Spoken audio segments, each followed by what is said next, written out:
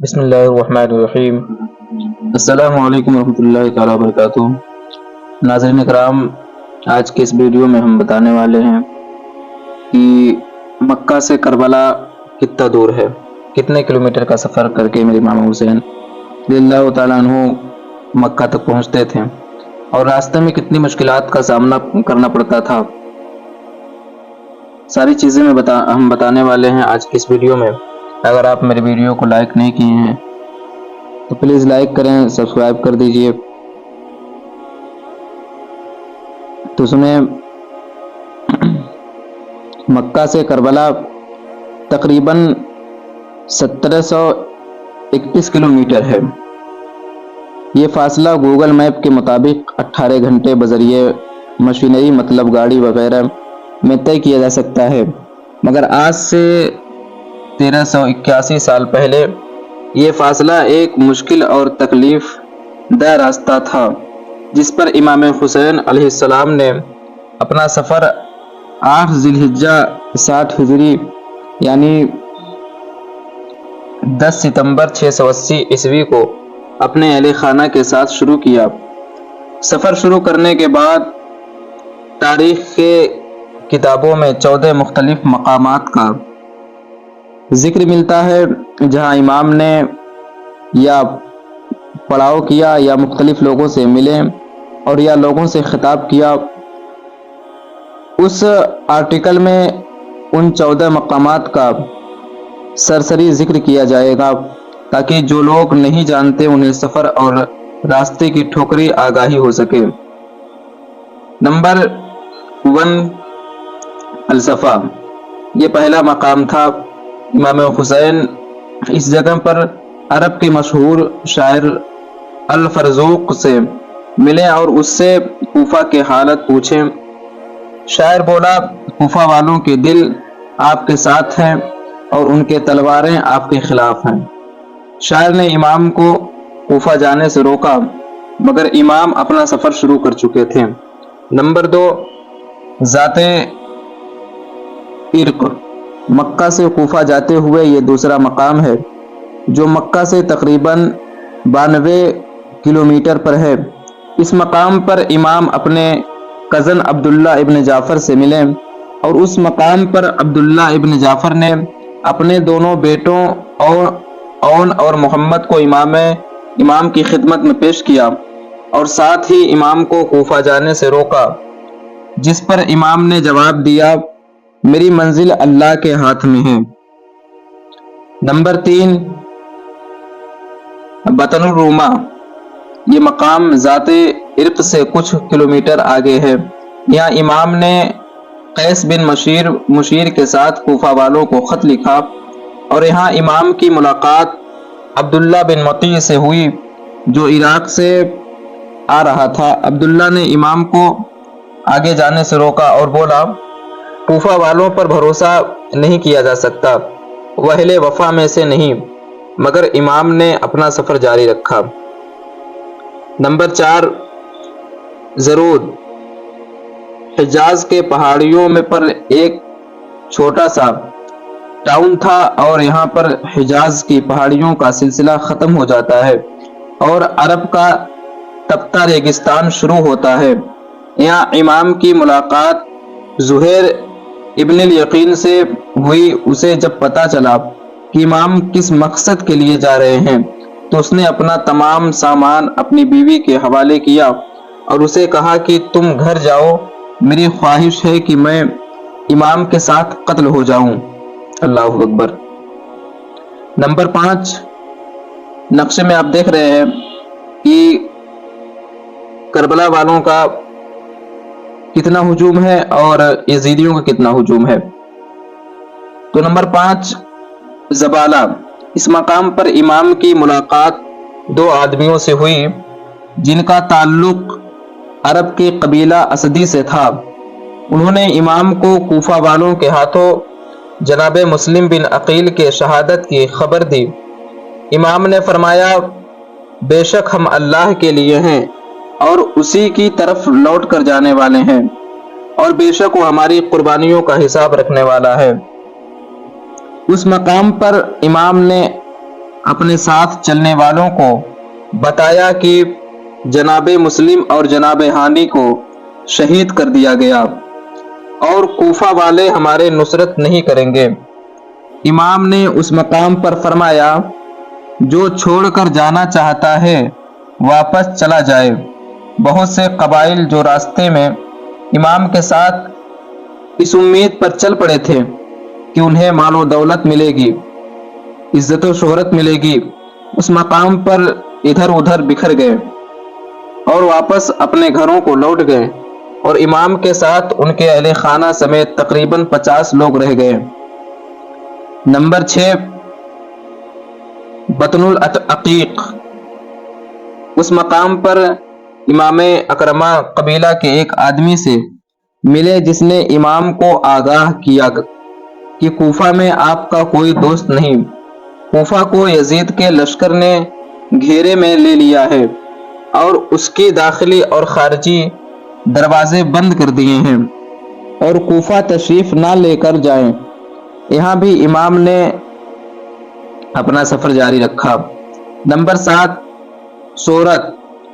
اس مقام پر امام نے رات بسر کی اور صبح اپنے قافلے سے کہا کہ جتنا پانی ہو سکتا ہے ساتھ لے لیں۔ جتنا پانی ہو سکتا ہے، امام حسین نے کہا کہ جتنا پانی ہو سکتا ہے تم اپنے ساتھ لے لو۔ نمبر 8، شرف۔ اس مقام پر امام کے ساتھیوں میں سے ایک چلایا کہ اس نے ایک لشکر کو اپنی طرف آتے دیکھا ہے۔ امام حسین فوراً قافلے کا رخ موڑ کر قریب ایک پہاڑ کے پیچھے لے گئے۔ نمبر 9، ذو حسم۔ اس مقام پر امام کی ملاقات خر اور اس کے 1000 سپاہیوں سے ہوئی جو پیاسے تھے۔ امام نے سب کو پانی پلانے کا حکم دیا اور بذات خود بھی سب کو پانی پلایا اور جانوروں کو بھی پانی پلایا گیا۔ اس مقام پر ظہر کی نماز ادا کی گئی اور سب نے مل کر امام کی امامت میں نماز ظہر ادا کی۔ اس مقام پر امام نے خر اور اس کے فوج سے خطاب کیا اور فرمایا، مفہوم او اہل کوفہ، تم لوگوں نے میرے پاس اپنے قاصد بھیجے اور مجھے خطوط لکھے کہ تم لوگوں کے پاس کوئی امام نہیں، اور میں کوفہ آؤں اور تم لوگوں کو اللہ کے راستے میں اکٹھا کروں اور تم لوگ میرے بیعت کر سکو۔ تم لوگوں نے لکھا کہ آپ اہل بیعت ہیں اور ہمارے ملاقات کو ان لوگوں کی نسبت جو ناانصافی کرتے تھے اور غلط ہیں بہتر طریقے سے حل کر سکتے ہیں، مگر اگر تم لوگوں نے اپنا ارادہ بدل لیا اور منکر ہو گئے اور اہل بیعت کے حقوق نہیں جانتے اور اپنے وعدوں سے پھر گئے ہو تو میں واپس چلا جاتا ہوں۔ خر کے لشکر نے امام کو واپس نہیں جانے دیا اور انہیں گھیر کر کوفہ کے بجائے کربلا کی طرف لے گئے۔ نمبر 10، بیضا۔ امام علیہ السلام اگلے دن بیضا پہنچے اور اس مقام پر پھر خر کے لشکر سے خطاب کیا۔ آپ نے فرمایا، مفہوم لوگوں، رسول اللہ صلی اللہ علیہ وسلم نے فرمایا ہے، جو شخص ایسے بادشاہ کو دیکھے جو ظالم ہو، اللہ کے حرام قرار دیے کو حلال کہے، خدائی عہد و پیمان کو توڑے، سنت رسول کے مخالفت کرے اور اللہ کے بندوں پر گناہ اور زیادتی کے ساتھ حکومت کرتا ہو، تو وہ شخص اپنی زبان، اپنے فعل اور اپنے ہاتھ سے اس بادشاہ کو نہ بدلے تو اللہ کو حق پہنچتا ہے کہ ایسے شخص کو اس بادشاہ کے جگہ جہنم میں داخل کر دے۔ امام نے اس مقام پر مزید فرمایا، مفہوم لوگوں، تمہیں معلوم نہیں کہ جن لوگوں نے شیطان کی اطاعت اختیار کی اور اللہ سے منہ پھیرا، ملک میں فساد برپا کیا، حدود شرع کو معطل کیا اور امام اور مال غنیمت کو اپنے لیے مختص کر دیا۔ ایسی صورت میں مجھ سے زیادہ کس پر فرض عائد ہوتا ہے کہ وہ اصلاح کی کوشش کرے۔ میرے پاس تمہارے قاصد آئے اور خطوط پہنچے کہ تم نے بیعت کرنی ہے اور تم میرے مددگار بنو گے اور مجھے تنہا نہ چھوڑو گے، پس اگر تم اپنا وعدہ پورا کرو گے تو سیدھے راستے پر پہنچو گے۔ امام نے یہاں لوگوں کو اپنے حسب اور نسب کا حوالہ دیا اور فرمایا، مفہوم، اگر تم اپنے وعدے سے پھر جاؤ گے تو تعجب نہیں، تم مجھ سے پہلے میرے والد اور میرے چچا زاد بھائی مسلم کے ساتھ ایسا ہی کر چکے ہو، اور عنقریب اللہ مجھے تمہاری مدد سے بے نیاز کر دے گا۔ امام کی تقریر سن کر خر نے امام سے کہا کہ اگر آپ نے جنگ کی تو آپ کو قتل کر دیا جائے گا۔ امام نے فرمایا، تم مجھے موت سے ڈراتے ہو، اور کیا تمہاری شقاوت اس حد تک پہنچے گی کہ مجھے قتل کر دو گے؟ خر کی لشکر پر کوئی اثر نہ ہوا اور وہ امام کو کربلا کی طرف گھیر کر لے جاتے رہے۔ نمبر 11، اس مقام پر امام کی ملاقات ترماح بن عدی سے ہوئی، جس نے امام کو کوفے والوں کے خطرناک ارادے سے آگاہ کیا، جسے امام پہلے ہی جانتے تھے، اور امام سے اپنے ساتھ کوہ آجاہ چلنے کی درخواست کی تاکہ امام وہاں پناہ لے سکیں۔ امام نے فرمایا، مفہوم، اللہ تعالیٰ تمہیں اور تمہاری قوم کو جزائے خیر دے۔ ہم میں اور ان لوگوں میں عہد ہو چکا ہے اور اب ہم اس عہد سے پھر نہیں سکتے۔ نمبر 12،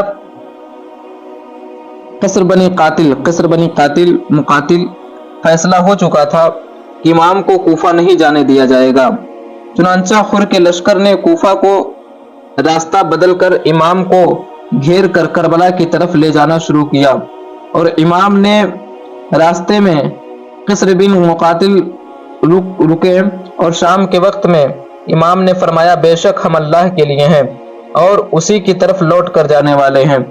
امام کے 18 سال کے بیٹے علی اکبر امام کے قریب آئے تو امام نے فرمایا کہ انہوں نے خواب میں کسی کو کہتے سنا ہے کہ یہ لوگ انہیں قتل کرنے والے ہیں، جس پر جناب علی اکبر نے امام کو تسلی دی اور فرمایا، مفہوم، کیا ہم سیدھے راستے پر نہیں ہیں؟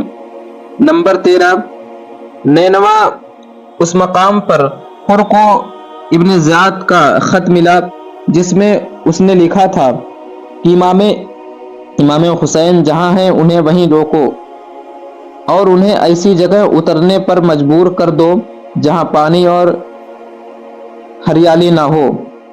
خر نے امام کو ابن زیاد کے خط سے آگاہ کیا۔ آپ نے فرمایا، ہم اپنی مرضی سے نینوا میں خیمہ زن ہوں گے، جس پر خر نے کہا کہ ابن زیاد کے جاسوس ہر چیز کی نگرانی کر رہے ہیں، لہٰذا میں آپ کو ایسا نہیں کرنے دے سکتا۔ پھر امام کا قافلہ ایک مقام پر پہنچا تو امام نے پوچھا، اس جگہ کا کیا نام ہے؟ کسی نے جواب دیا، کربلا۔ امام نے فرمایا، یہ کربو بلا کی جگہ ہے، یہ وہ جگہ ہے جہاں ہمیں قتل کیا جائے گا۔ نمبر 14، کربلا، امام کے حکم پر کربلا کے میدان میں خیمے گاڑ دیے گئے۔ دریائے فرات خیموں سے کچھ میل کے فاصلے پر تھا، اور یہ 2 محرم 61 ہجری کا دن تھا، اور عیسوی کیلنڈر پر 3 اکتوبر 680 کی تاریخ تھی۔ نوٹ، اس آرٹیکل میں کربلا کے حالات تفصیلاً بیان نہیں کیے جا رہے ہیں۔ اس آرٹیکل کا مقصد امام کے مکہ سے کربلا تک کے سفر میں آنے والے منازل اور پیچیدہ واقعات کا ذکر کرنا تھا، تاکہ جو لوگ نہیں جانتے انہیں 1731 کلومیٹر کے امام کے اس سفر کی تھوڑی آگاہی ہو سکے۔ ویڈیو یہیں پر اینڈ ہوتی ہے، آگے کے سفر انشاءاللہ العزیز اگلے ویڈیو میں ہوگی۔ آپ پورے واقعات سن لیے ہیں تو میرے چینل کو لائک کر دیں، سبسکرائب کر دیں، سپورٹ کریں۔ السلام علیکم ورحمۃ اللہ تعالیٰ وبرکاتہ۔ دعاؤں کی درخواست۔ اللہ حافظ۔